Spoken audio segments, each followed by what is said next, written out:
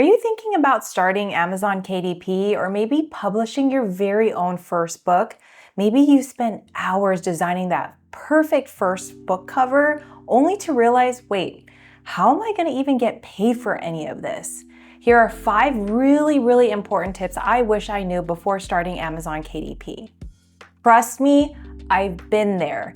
Before I started Amazon KDP, I was knee-deep in Canva covers, fonts, templates, formats, before I really understood how the taxes worked. Now, spoiler alert, Amazon doesn't just pay you because your book cover looks cute. When I was starting the process with my Amazon KDP venture, I was looking at videos, researching on how to start, what I needed to do, and most videos out there talked about the book covers, the design tools, how to get started, the formatting. Now, all of that is great, but very few creators talked about the business side. And quite frankly, those are the things that will get you really tripped up even before you hit publish.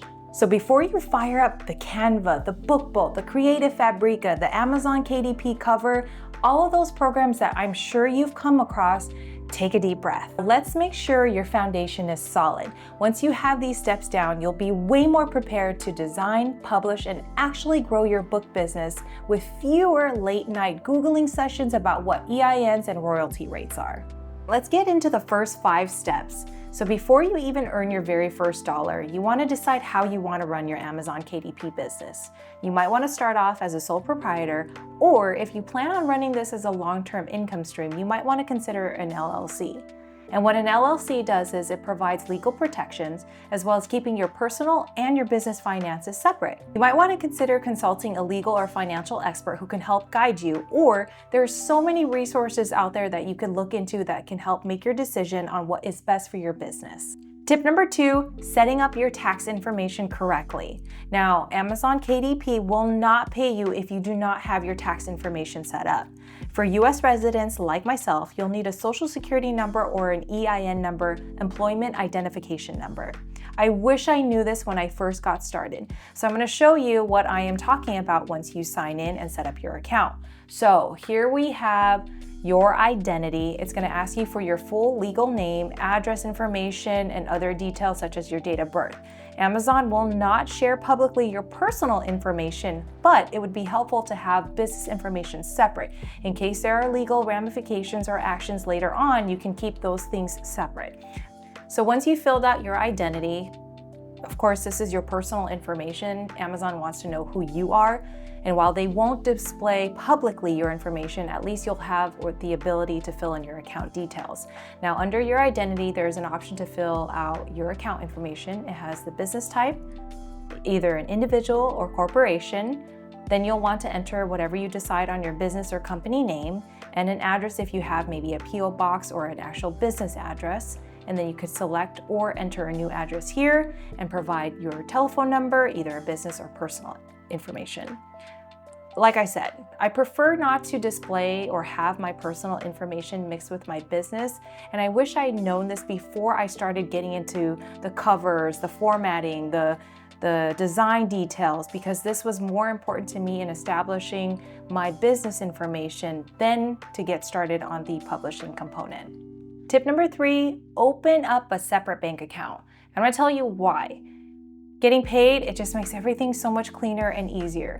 So once you're in your account and you have your business information set up, you want to go to your account and getting paid.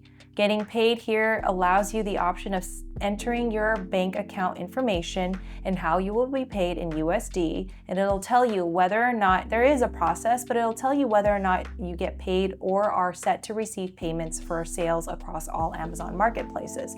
Now, the reason why this is important, because if you do happen to use your personal account, which I didn't do at first, it's so much harder sorting through personal transactions and track business earnings all at once.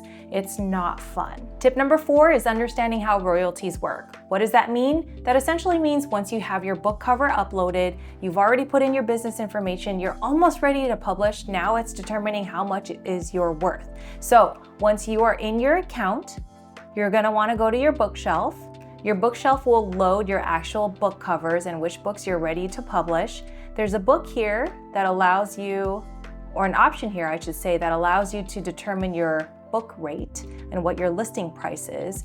Amazon has changed their royalty rates come this June of 2025, but prior to this was how it was set. So for example, my journal book, which I have here, I've listed it in the US for $7.99, and it tells you in other markets how much they are worth, but here is how they tell you in terms of percentage on what you'll get back. And the way it's broken down is your book, if it's priced between $2.99 and $9.99 and it's sold in select countries like US, UK, Canada, Australia, you'll agree to pay delivery fees based on the file size.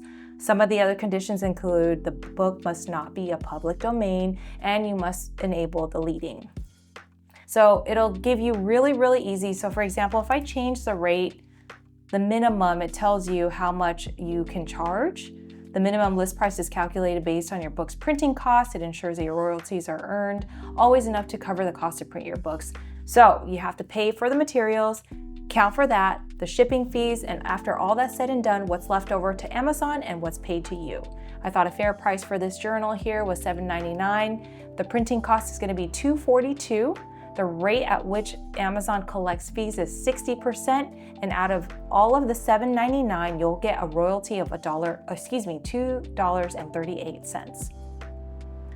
Now, because the policies are changing with Amazon KDP, you'll see here after June 10th of 2025, that's as of coming up, it's going to be listed for 50% only because my book listing is listed under the bracket of the $2.99 to $9.99 amount, which is why the royalties are going to drop to 50%, which instead of the $2.38, I will get only the $1.58.